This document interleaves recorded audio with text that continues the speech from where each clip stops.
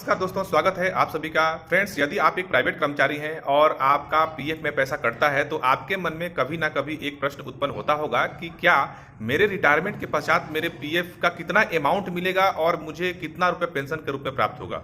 और कभी कभी आपके मन में यह भी एक सवाल उत्पन्न होता होगा कि खुदा ना खास भविष्य में मेरे साथ कुछ अनहोनी हो जाता है तो मेरे परिवार को कितना रुपए इंश्योरेंस के रूप में प्राप्त होगा। तो फ्रेंड्स, मैं आज इस वीडियो में आप लोगों को पीएफ का पूरा कैलकुलेशन, पेंशन का पूरा कैलकुलेशन और ईडीएलआई जो कि इंश्योरेंस्ड है, जो कि आपको ईपीएफ द्वारा इंश्योरेंस दिया जाता है, उसका कैलकुलेशन मैं ईपीएफओ के ऑफिशियल वेबसाइट पे करके दिखाऊंगा। क्योंकि ईपीएफओ का एक बहुत बड़ा नया अपडेट्स है, तो आप अपने ईपीएफ का टोटल अमाउंट का कैलकुलेशन कि आपके रिटायरमेंट के पश्चात आपको ईपीएफ का लगभग कितना अमाउंट मिल सकता है, वर्तमान में जो आप जमा कर रहे हैं उसके आधार पर कैलकुलेशन होता है।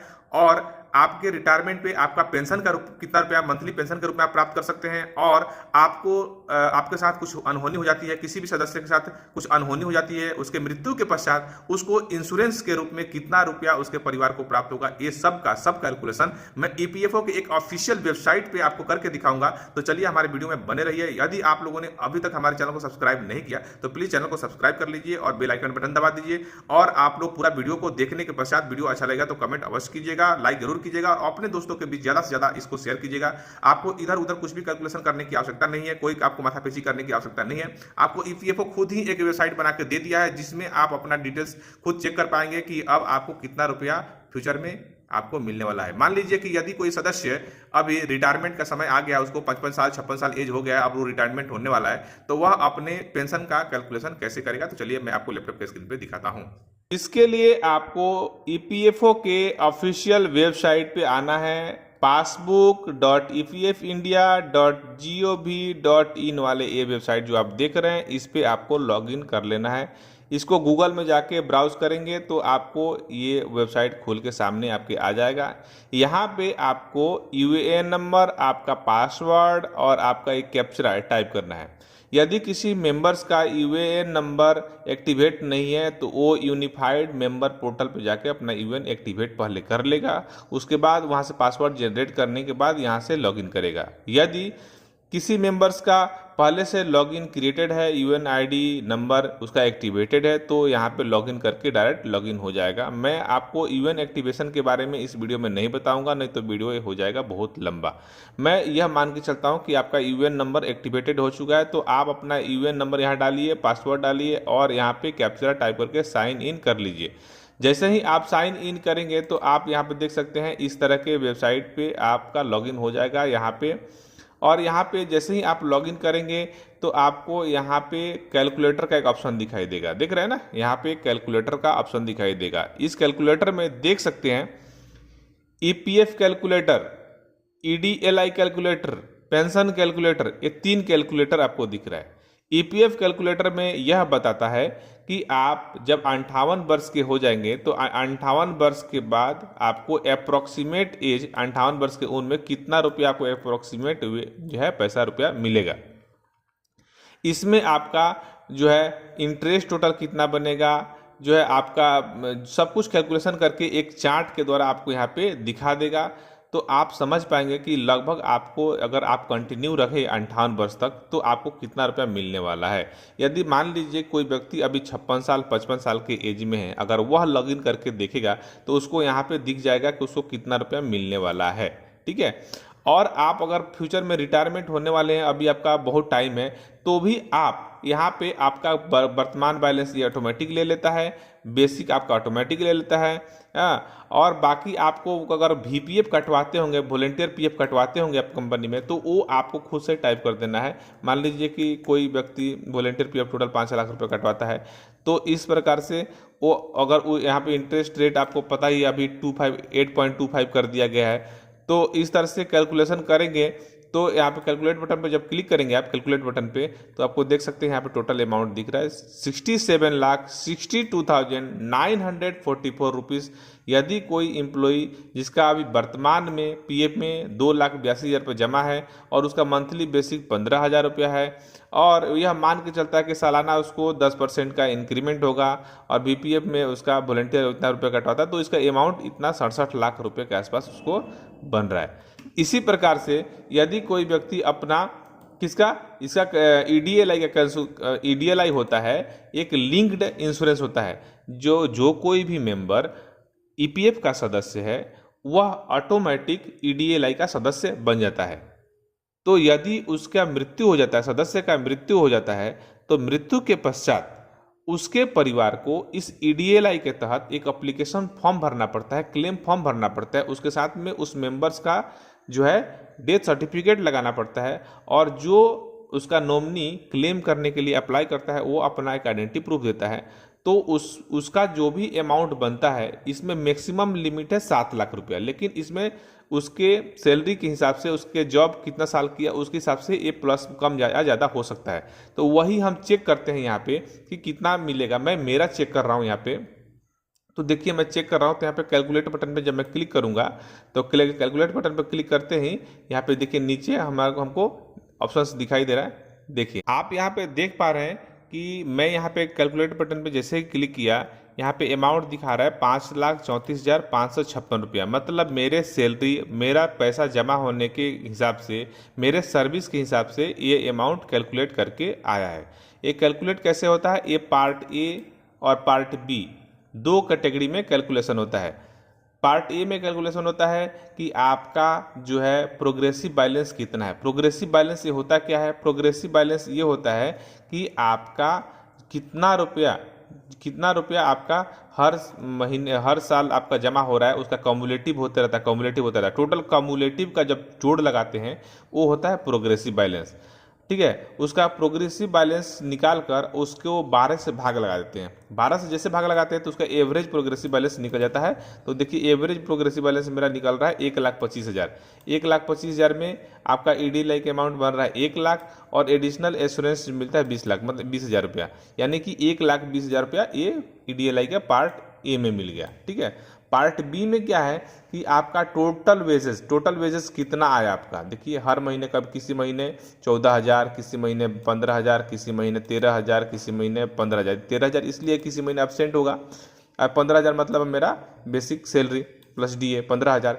इस महीने किसी महीने 4,000। इस तरह से टोटल हमने एक साल का जोड़ लगाया तो हो रहा है 1,61,000। ठीक है, यहाँ पे देख सकते हैं टोटल 1,61,000। इस तरह से एवरेज वेजेस, मैक्सिमम एवरेज कैसे निकलेगा, इस टोटल को लगा के भाग लगा देंगे 12 से, तो एवरेज निकल गया 13,482 रुपया। अगर यहाँ पे किसी का 15,000 आता है, किसी का 16,000 आता है, किसी का मतलब जैसे उसका बढ़ते रहेगा उसके हिसाब से ये कैलकुलेशन भी बढ़ेगा। और ईडीएलआई का फैक्टर जो है 35 से इसको मल्टीप्लाई कर देता है। ईडीएलआई का फैक्टर 35 से मल्टीप्लाई करना होता है। जो भी उसका एवरेज बेसिक आया उससे 35 से मल्टीप्लाई करेंगे तो अमाउंट बन रहा है 4,71,870 रुपये। इस प्रकार, और इसमें बेनिफिट अकाउंट प्रोग्रेसिव बैलेंस का कुछ बेनिफिट्स है, ये है 62,686 रुपये। ठीक है, ये तो इसके हिसाब से अमाउंट बन रहा है 5,34,000 रुपये। समझ गए ना। तो इसमें क्या है कि व्हिच एवर इज ग्रेटेस्ट। अगर मेरा ए अमाउंट कम आता, पार्ट बी में अमाउंट कम आता और पार्ट ए में ज़्यादा आता तो मुझे पार्ट ए वाला अमाउंट मुझे मिलता। लेकिन मुझे पार्ट ए में अमाउंट कम है 1,20,000, पार्ट बी में अमाउंट ज़्यादा है तो मुझे पार्ट बी वाला अमाउंट मिलेगा। जो ज़्यादा है वो मिलेगा एडमिसेबल ईडीएलआई पार्ट ए और part B which ever is greater. जो बड़ा होगा वो अमाउंट मिलता है। तो आप भी अपना लॉगिन करके आप चेक कर सकते हैं कि आपको कितना रुपये इसमें इंश्योरेंस के रूप में प्राप्त हो सकता है। आप चेक करके लिख के घर में अपने परिवार को बता के समझा के रखना चाहिए। ठीक है, नेक्स्ट आता है पेंशन का कैलकुलेशन। तो पेंशन का कैलकुलेशन करने के लिए यहाँ पेंशन का कैलकुलेटर भी ऑप्शन है, यहाँ पे हम क्लिक करेंगे। ठीक है, पेंशन का कैलकुलेटर करेंगे तो देखिए मेरे पीएफ में बहुत सारे मेंबर आईडी हैं, देख सकते हैं बहुत सारे मेंबर्स आईडी हैं। मैंने काम छोड़ते गया और उस मेंबर्स आईडी के पैसे को ट्रांसफ़र करवाता गया। मैं आपको समझाने के लिए कोई भी एक मेंबर आईडी सिलेक्ट करके आपको दिखा देता हूँ। एक्चुअली में जब मैं लास्ट में जॉब छोड़ूंगा तो उस वक्त क्या होगा कि इन सभी मेंबर्स के सर्विस हिस्ट्री ऐड होंगे, इसका सर्विस हिस्ट्री ऐड होके, और सबका जितना अमाउंट बनता है सबको जोड़ लगा के जो अमाउंट फाइनल अमाउंट बनेगा वही मुझे पेंशन के रूप में प्राप्त होगा। यदि आपके पास एक ही पीएफ अकाउंट है तो आपको कोई टेंशन की बात नहीं, आप तो एक ही अकाउंट पे चेक कर पाएंगे। लेकिन मेरे पास तो बहुत सारे अकाउंट है, पीएफ अकाउंट बहुत अलग अलग कंपनी मैंने काम किया तो अलग अलग पीएफ अकाउंट है। तो इस प्रकार से मैं कोई भी एक समझाने के लिए एक अकाउंट सेलेक्ट कर लेता हूँ। देख सकते हैं कि अमाउंट जो मुझे दिख रहा है 299 रुपीज़। मेरा इसमें डेट ऑफ ज्वाइन, मेरा रिटायरमेंट का डेट क्या दिखा रहा है, 2046, ठीक है, 2046। और मेरा डेट ऑफ ज्वाइनिंग क्या दिखा रहा है, 22/12/2021। अभी कौन सा चल रहा है, 23/24, है ना। 2 साल 2.5 साल के आसपास मेरा सर्विस दिखा रहा है। तो इस 2 साल 2.5 साल में मेरा पेंशन की अमाउंट कितना बन रहा है, मंथली पेंशन 299 रुपये। 2 साल 2.5 साल के सर्विस में मेरा पेंशन का अमाउंट दिखा रहा है 299 रुपये। यदि आप अभी रिटायरमेंट के समय पे हैं, आप अभी रिटायरमेंट होने वाले हैं, तो आपको एग्जैक्ट यहाँ पे अमाउंट दिखाएगा कि आप अभी रिटायरमेंट होने वाले हैं, तो आपने टोटल कितने वर्ष नौकरी किया, तो टोटल कितने वर्ष नौकरी किया तो आपको टोटल अमाउंट कितना बन रहा है। लेकिन इसका सही कैलकुलेशन तभी काम करेगा जब आप पुराने, अगर आपके पास 2 3 4 खाता है पीएफ का, तो सभी का सभी खाते के पैसे को नए में ट्रांसफर करते गए तो ये सही आपको दिखाएगा। अदरवाइज आप जिस पीएफ खाते का चेक करेंगे उसी का इंडिविजुअल ही दिखाएगा यहाँ पे, ठीक है। यह कैलकुलेशन हो कैसे रहा है। अगर आप इस कैलकुलेशन को मैनुअल को पेपर और पेन पे कैलकुलेशन करना चाहें तो कैसे करेंगे, मैं आपको इसमें समझा देता हूँ। देखिए, इसका फार्मूला है, पेंशन का फार्मूला है कि pensionable service in days. Pensionable service मतलब आपने कितने साल काम किया, उस साल को दिन में कन्वर्ट कर देना है, ठीक है। उसके बाद उसमें मल्टीप्लाई यानी कि गुणा करना है पेंशनेबल सैलरी से, ठीक है। पेंशनेबल सैलरी का वो होता है, देख सकते हैं यहाँ पे लिखा है ना, ईपीएस वेजेस 15,000 15,000 15,000, क्योंकि मैक्सिमम लिमिट जो है, वेजेस का है वो 15,000 रुपया ही है। और मेरा बेसिस एक्चुअल भी 15,000 है, बेसिस जो है मेरा बेसिक प्लस डीए 15,000 ही है। तो बेसिक प्लस डीए का जोड़ लगाने पे जो अमाउंट बनता है वो होता है पेंशनेबल सैलरी। पेंशनेबल सैलरी, और उसके बाद क्या होता है, उसको भाग लगाते हैं 70 × 365 से, 70 × 365 से, ठीक है। तो यहाँ पे पेंशनेबल सर्विस के बारे में पता चल गया।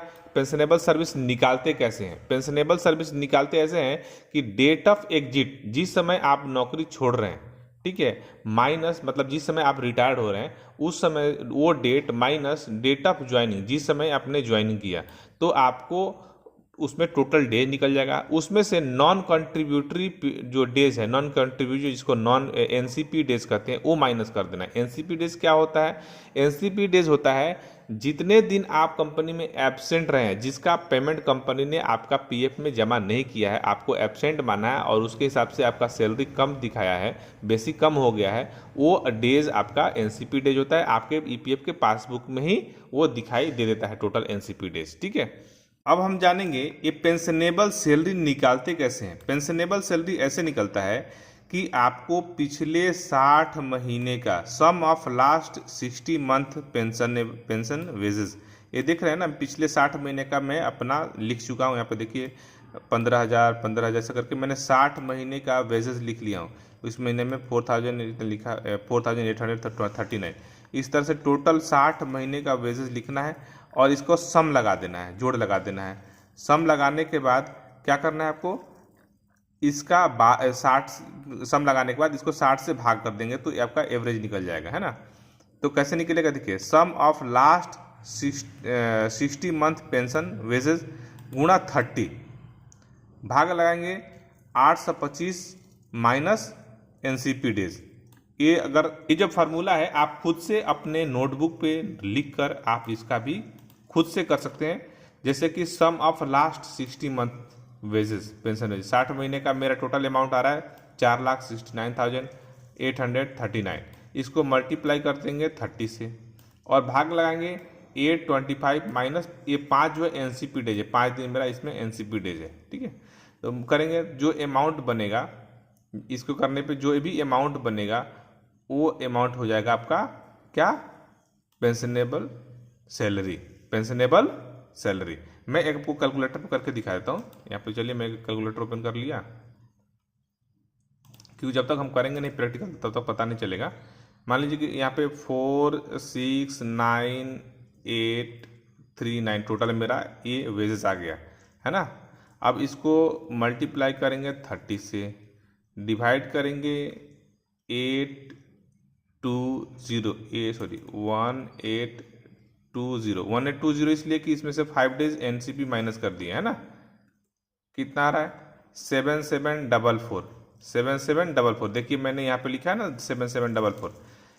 9888 या 988 क्या है, पेंशनेबल सर्विस है। मतलब टोटल मैंने 988 दिन काम किया मेरे टोटल हिस्ट्री में, उसमें से उसको गुना कर देंगे मेरा पेंशनेबल जो भी सैलरी बन रहा है 7,744 रुपये, वो भागा लगा देंगे 70 और गुना कर देंगे 365 से। जैसे देखिए मैं करता हूँ 988 गुना 7744 भागा।